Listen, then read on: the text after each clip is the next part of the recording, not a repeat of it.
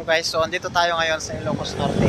Mayroon akong papasilip sa inyo na napakagandang view kung saan makikita natin yung mga malalakas na alon. Tara, silipin natin. Saglit lang tayo dito guys, hindi tayo magtatagal.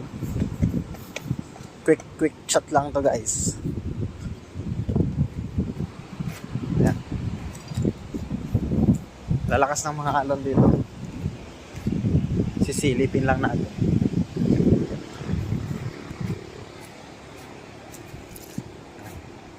Saglitan lang tayo dito.